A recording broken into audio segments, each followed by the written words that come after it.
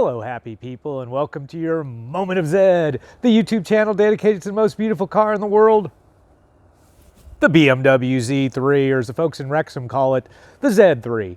I'm Mark, and today we're going to talk about death, the death of the Roadster. Recently, an article popped up in my feed on my phone about how BMW is going to stop Z4 production in spring of 2026. Now, this has been threatened before, but this looks like it's definitely happening, and BMW will no longer build a Roadster at all for the foreseeable future. That can always change, and we'll talk about that more later.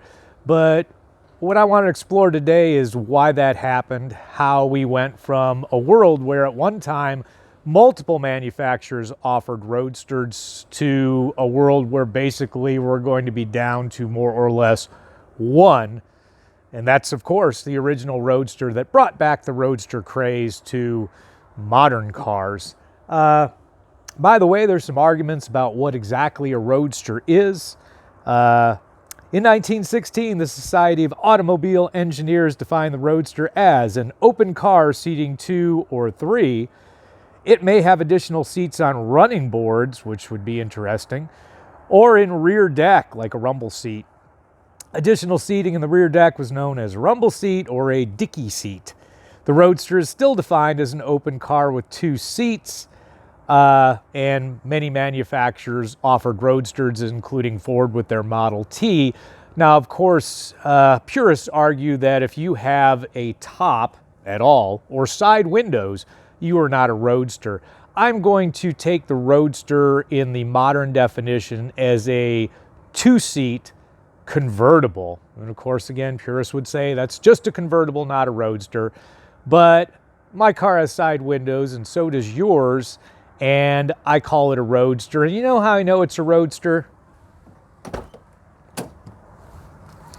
Right there on the sill, signed by Mr. Roadster himself. So I will take the modern definition of Roadster as a 2-seat car with a convertible top and a sports car. So let's go from there. Why can't we buy one anymore? Before we get to that, we have 2 Zeds of the Week. And first up, we have Kenny from Essex, England, with his 1998 1.9-liter 5-speed Roadster. He is the original owner who was on a 2-year wait list to get the car. It currently has a little bit over 37,000 miles.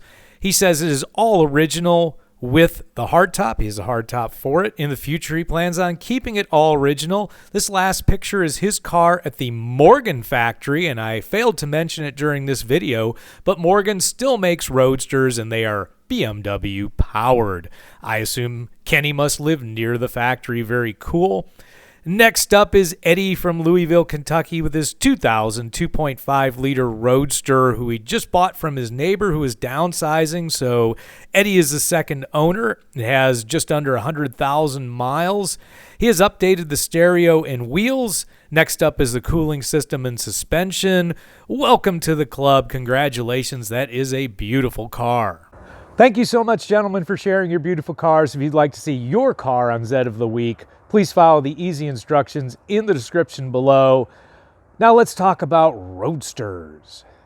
So let's jump in the Wayback Machine to those days of the mid to late 90s to the mid to late aughts, and you could get the following non-exotic cars in Roadster format. The Mazda Miata, kind of the one that kickstarted the Roadster renewal, the BMW Z3 or BMW Z4, the Toyota MR2 Spider, the Porsche Boxster, the Saturn Sky, the Alfa Romeo Spider, the Audi TT Roadster, the Suzuki Cappuccino, the TVR Griffith and TVR Chimera, the Ford Thunderbird, the Fiat Barchetta, the Honda S2000 and the Honda Beat, the Lotus Elan and the Lotus Elise, probably better known, the Mercedes SLK Roadster, the MG MGF, the MG RV8,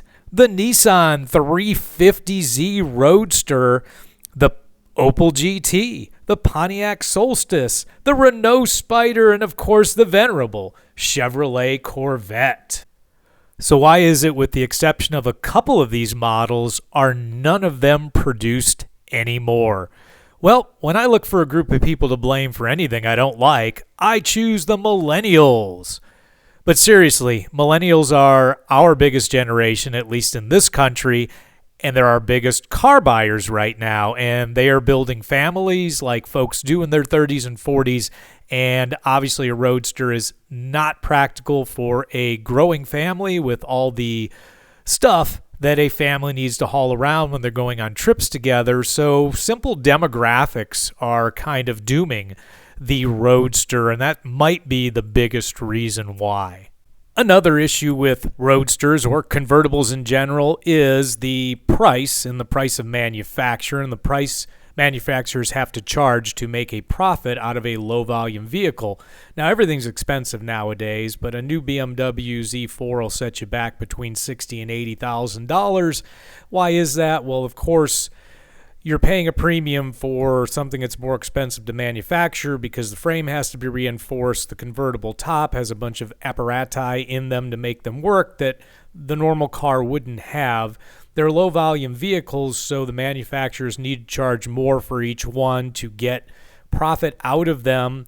And then, of course, that higher price drives some people away, so the volume gets even lower, so they have to charge more. And it just gets to be a vicious cycle of more and more expense for the consumer. Something else to consider is theft resistance and durability of the top. Now, thieves will manage to break into a car no matter what the top material is, but having a convertible makes it even easier.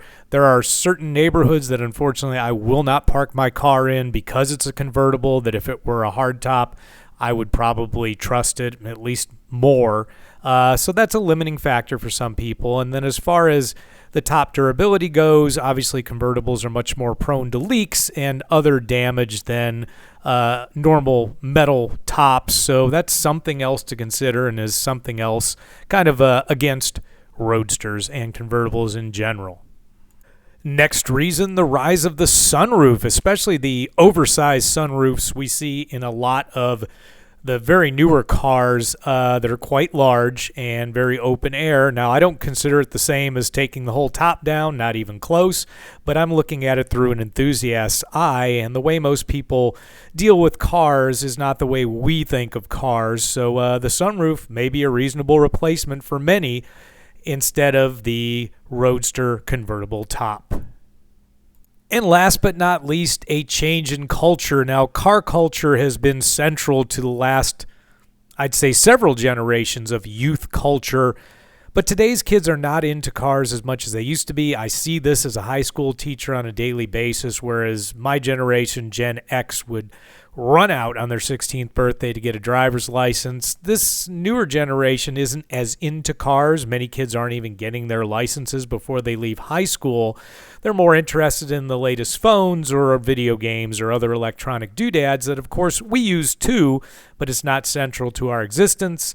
So this change in culture has kind of meant that maybe fun cars aren't, or cars in general aren't that interested in young people, and not that a 16-year-old is going to be the one that buys a brand new BMW Z4 or a brand new Miata, but maybe someone who would be interested in a used one and kind of carry that enthusiasm into their later life where they could afford to buy something new someday, but that enthusiasm is not what it was before.